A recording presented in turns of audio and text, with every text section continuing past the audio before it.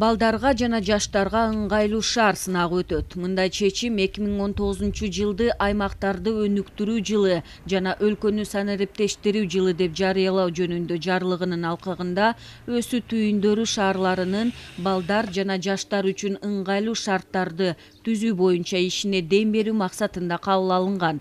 Тиешелүү документке премьер-министр Мухаммедкалый Абылгазиев кол койду. Сынак аймактык саясат концепциясына киргизилген өсүү түйүндөрү балыкчы, Баткен, Бишкек, Жалал-Абад, Исфана, Кадамжай, Кара-Балта, Кара-Кол, Кара-Көл, Кара-Суу, Кербен, Кочкор-Ата, Нарын, Ош, Талас, Ташкөмүр, Токмок жана өзгөн шаарлары арасында өткөрүлөт. Жалпы байге фонду 6 миллион сомду түзөт. 10 шаардын ичинен комплекстүү баа боюнча жогорку балл топтогон 3 шаарга байгелүү орундары ыйгарылат. Биринчи орун алган шаар 3 миллион сом, экинчи жана үчүнчү орундарды ээлеген шаарларга 2 миллион жана 1 миллион сомдон берилмекчи.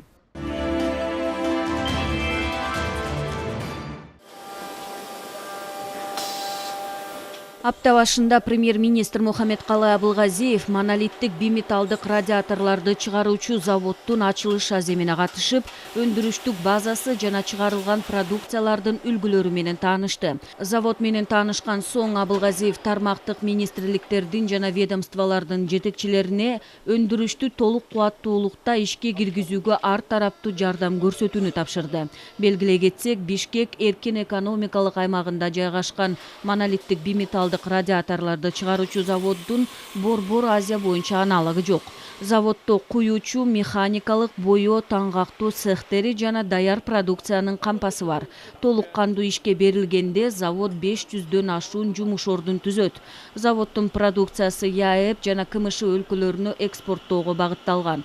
Өкмөт башчы өз сөзүндө ата мекендик экономиканы өнүктүрүүдө инвестициялар жана жаңы өндүрүштү ачуу маанилүү роль ойнойт. Алар туруктуулуктун жана инвестициялык жагымдуулуктун күбөсү деп белгиледи. Билесиздер, эң башкы өкмөттүн милдети, бизнестин милдети бул жумушчу орундарын ачуу. Жумушчу орундарын ачып, элибизди жумуш менен камсыз кылуу, айлык маяна менен камсыз кылуу, келечекте болду социалдык маселелерин чечүү, бул пособия маселелерин, келечекте пенсия маселелерин чечүү ушул түзүлгөн жумушчу орунга жараша болот. Мына былтыр 2018-жылы 77 миңге жакын жумушчу орун түзүлүп, анын ичинен 246 бул ишканалар болду. Ушул сыяктуу ишканалар болду. Ишканаларда 6700дөн ашык жумушчу оруну дайым иштей турган, чоң юридикалык жактарды түзгөн жумушчу орундары болду. Эң көп басымды бүгүнкү мына ачыла турган ишканаларга окшогон ишканаларга басым жасашыбыз керек. Анан ушу биздин мамлекетибизди тандап, ушу эркин экономикалык аймагыбызга келип, мындай чоң заводду, ишкананы куруп аткан, бул бекеринен эмес. Бардык тиешелүү мамлекеттик органдар муну колдошубуз керек. Себеби дегенде, булар кандай иштейт, ошого жараша биздин экономикабыздын туруктуулугу, бюджетибиздин толгону көз каранды болот. Вице-премьер-министр Жеңиш Разаков Кыргыз-Россия кызматташтык маселелери боюнча кеңешме өткөрдү. Россиянын президенти Владимир Путин Кыргызстанга мамлекеттик сапарынын жыйынтыгында бир катар келишимдер кабыл алынды. Бул макулдашууларды ишке ашыруу көбүн эсе бизден көз каранды, деди Разаков. Ошону менен бирге 8-чи Кыргыз-Россиялык региондор аралык конференциясынын жыйынтыгында жетишилген макулдашууларды өз убагында аткарууга өзгөчө көңүл буруу керектигин белгиледи. Улуттук санариптик долбоорлорду ЯЭП санариптик күн тартибине шайкештөө, соода, мунай химиялык өнөр жай, энергетика жана айыл чарба тармагында кызматташууну кеңейтүү маселелерине назар салуу зарыл деп жыйынтыктады вице-премьер.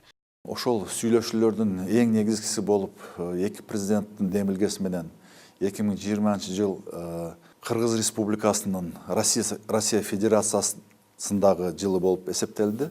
Ал эми Россия Федерациясынын Кыргыз Республикасындагы жылы болуп эсептелип, ошол ойдун алкагында азыр бир топ жумуштар жүрүп жатат. Бул иш-чараны аткаруу үчүн өкмөт тарабынан бүгүнкү күндө уюштуруу комитети комитети иштелип чыгып, анын төрагасы болуп мен өзүм жетектеймин. Жакын арада ушул уюштуруу комитети түзүлүп, иш-чара иштелип чыгып, бул багытта активдүү иштерди биз өткөрөбүз.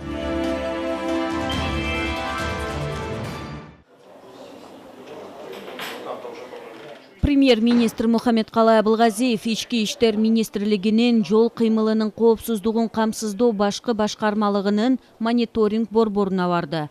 Борбордун директору Гүлмира Баратова билдиргенде, коопсуз шаар долбоорунун биринчи этабын ишке ашыруу боюнча пландаштырылган иш-чаралар мөөнөтүндө жана толук көлөмдө аткарылды. Ал эми премьер-министр долбоор ишке киргизилгенден бери бардык көрсөткүчтөрдүн азаюусу байкалууда. Жол кырсыктарынан жабыркагандардын саны 2 эсеге, жол кыймылынын эрежесин бузуулардын саны 3 эсеге кыскарганын белгиледи. Муну менен бирге жол кыймылынын талдоо боюнча чоң иштер аткарылды. Алар борбор калаанын ыңгайлуу жана ойлонулган жол транспорттук тутумунун болушуна багытталган. Өкмөт башчы тиешелүү мамлекеттик органдарга коопсуз шаар долбоорунун кийинки этаптардын сапаттуу даярдоо жана ишке ашырууну камсыздоо боюнча маселелерди өз убагында чечүүнү тапшырды. Поставщик на сегодняшний день реализовал все запланированные участки, отработал. И фиксация нарушений поступает с 90 стационарных аппаратно-программных комплексов и с 20 передвижных аппаратно-программных комплексов. Таким образом, мы можем сказать, что первый этап безопасного города реализован и полноценно на сегодняшний день функционирует. Шанхайская организация сотрудничества – это прежде всего... Премьер-министр Мухаммедкалый Абылгазиев Шанхай кызматташтык уюмунун мүчө өлкөлөрүнүн 2-чи аялдар форумунда катышты. Ал өз сөзүндө дүйнөлүк өнүгүүнүн бардык терс факторлору кырдаалга салмактуу баа берүүнү жана маселелерди чечүү үчүн шку өңдүү эл аралык жана аймактык уюмдардын алкагында күчтөрдү консолидациялоону талап кылат. Буга байланыштуу көрсөтүлгөн көйгөйлөрдү чечүүдө аялдардын тарыхый жана социалдык ролун белгилеп кетти. Өкмөт башчы шку мүчө өлкөлөрүнүн орун алуусуна жеке салымын кошкон көрүнүктүү аялдарга токтолду. Иш-чарага Кыргызстандын экс-президенти Роза Отунбаева, шку баш катчысынын орун басары Айзада Субакожоева, Казакстандын премьер-министринин орун басары Гүлшара Абдыкаликова, Өзбекстандын премьер-министринин орун басары Танзила Нарбаева, бүткүл Кытай аялдар федерациясынын төрайымынын орун басары Цядзе, Россия аялдар биримдигинин төрайымынын орун басары Надежда Ремнева, ошондой эле шку мүчө өлкөлөрүнүн коомдук жана мамлекеттик ишмер аялдары жана дипломатиялык корпустун өкүлдөрү катышышты. Женщина – это прежде всего носитель жизни, любви и добра, основа крепкой и благополучной семьи. И именно женщины по природе своей смогут стать той силой, которая объединит людей. В истории имеется множество фактов, когда женщины останавливали войны и обеспечивали мирную жизнь.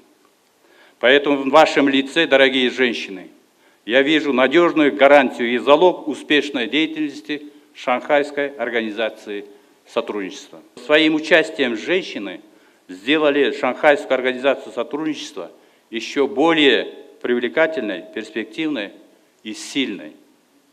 Политика и экономика, здравоохранение и образование, социальная сфера и даже армия. Женщины с огромным чувством ответственности выполняют возложенные на них обязательства. Премьер-министр Мухаммедкалый Абылгазиев Альфа Телеком жана КТ Мобайл ишканалардын ортосунда кызматташтыктын талаш маселелерин жөнгө салуу боюнча кеңешме өткөрдү. Жолугушуунун жыйынтыгы боюнча Альфа Телеком ишканасы КТ Мобайл менен жыштыктарды биргелешип колдонуу боюнча кызматташууну уланта турган болушту. Өнөктөштүктүн алкагында жакынкы айларда виртуалдык оператор түзүү долбоорун ишке киргизүү мерчемделген. Бул үчүн Альфа Телеком өзүнүн техникалык базасын берип, таяныч оператору болот. Премьер-министр Мухаммедкалый Абылгазиев баса көрсөткөндөй, эки мамлекеттик компаниянын кызматташуу идеясын колдогонун айтты. Анткени алар өлкөнү санариптештирүү саясатын илгерилетүүнүн негизги инфратүзүмдүк локомотиви болушу керек. Бул өлкө боюнча, анын ичинде эң алыскы жана жетүү кыйын болгон калктуу аймактарда уюлдук түйүндүн камтуу аймагын кыйла кеңейтип, компаниянын абоненттеринин кызыкчылыгында жогорку ишенимдүү байланышты камсыз кылат, деди өкмөт башчы. Премьер-министр Мухаммедкалый Абылгазиевдин төрагалыгы алдында суу боюнча улуттук кеңештин жыйыны өттү. Өкмөт башчы белгилегендей, бүгүнкү күндө калкты айрыкча аймактарда ичүүчү жана сугат суу менен толук кандуу камсыздоо маселеси курч бойдон турат. Эл аралык изилдөөлөргө ылайык, дүйнөдө жыл сайын суунун кору азайып бара жатат. Буга байланыштуу сууну сарамжалдуу пайдалануу зарыл. Биз суу ресурстарын этият жана рационалдуу пайдаланууну камсыз кылууга тийишпиз, деген өкмөт башчы президент Сооронбай Жээнбеков аймактардын жарандарынын ичүүчү жана сугат суу менен камсыздоо маселесине артыкчылыктуу маани берет, деди. Мындан улам суу кодексин жүзөгө ашыруунун жол картасын иштеп чыгуу маселелери талкууланып, премьер-министр суу ресурстарын башкаруу, аларды пайдалануу жана коргоо боюнча тартылган мамлекеттик органдар арасында координацияны күчөтүүнү тапшырды. Президентибиздин шайлоо убагындагы программасынын эң орчундуу бөлүгү бул калкты суу менен камсыз кылуу. Өкмөттүн программасында дагы, улуттук өнүгүү стратегиябызда дагы сугат суу жана таза ичүүчү сууну менен камсыз кылуу боюнча маселенин баарын чечебиз деп атабыз. Аны чечиш үчүн бүгүнкү карай турган маселеден баштаган бул абдан туура го деп ойлойм. Себеби дегенде бизде азыр донорлорубуз дагы көптөгөн өзлөрүнүн каалоо тилектерин айтып атат. Дүйнөлүк практикага, тажрыйбага ылайык келишсеңер, биз дагы ошол сугат суу маселесин чечүү, ичүүчү таза суу маселесин чечүү боюнча да өзүбүздүн салымдарыбызды кошобуз деп. Бирок эң башкысы биз акча алып анан кийин туура эмес иштерге барбашыбыз керек. Муну биз кайра кайталап кетебиз.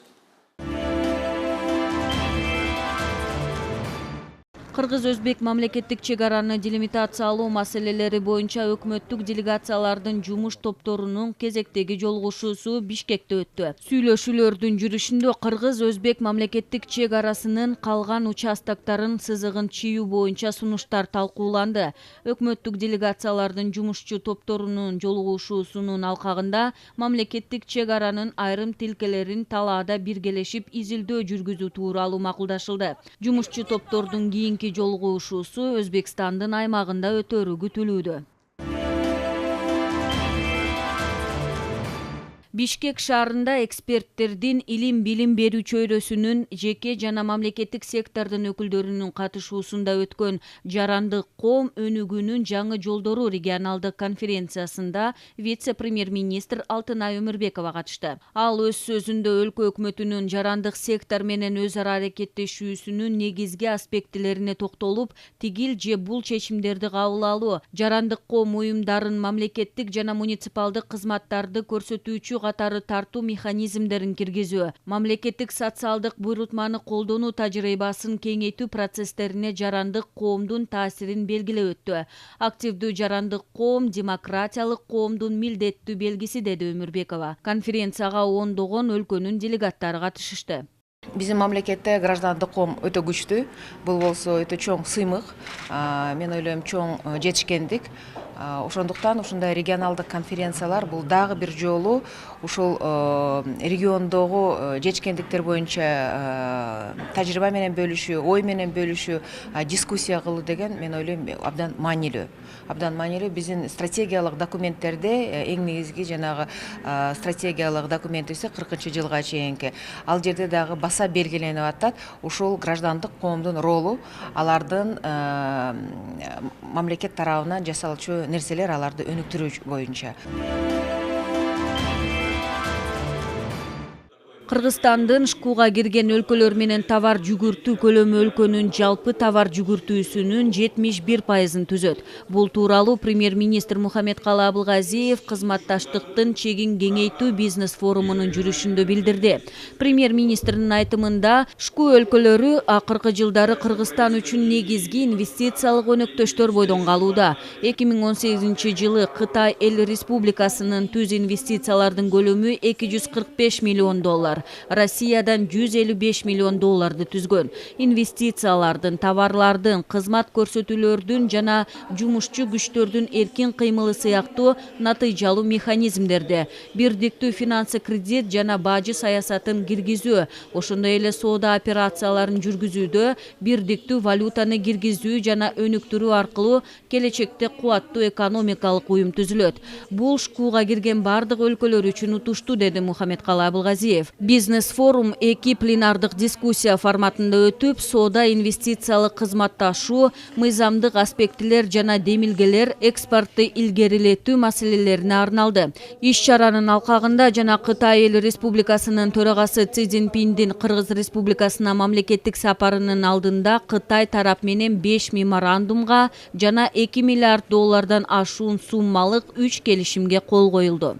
Для Кыргызстана сотрудничество со странами ШОС – это прежде всего устойчивая экономика, успешное предпринимательство и инвестиции, модернизация транспортной инфраструктуры и энергетики, туризм и современные информационные технологии.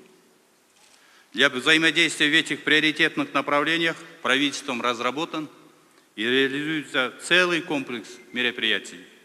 Если обратиться к цифрам, весь объем товарооборота Кыргызстана в 2018 году для такой маленькой экономики составил $6,7 миллиардов и в то же время со странами ШОС $4,7 миллиардов, что составляет более 70% от общего товарооборота нашей страны. При этом импорт вырос на 13%, а экспорт более 11%. За последние 5 лет товарооборот со странами ШОС Кыргызстана увеличится более чем на 10%.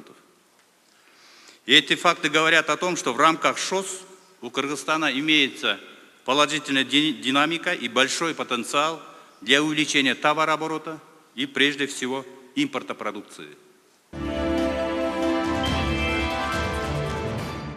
Ачык маалыматтар өкмөттүн социалдык экономикалык саясатын ийгиликтүү ишке ашырууну шарттайт. Бул тууралуу премьер-министр Мухаммедкалы Абылгазиев Datacon Central Asia 2019 конференциясын ачып жатып билдирди. Өкмөт башчы белгилегендей, бүгүнкү талкууланып жаткан тема дүйнөлүк экономиканын өнүгүүсүндө жана адамзаттын бүгүнкү көйгөйлүү маселелерин жеңүүдө абдан маанилүү.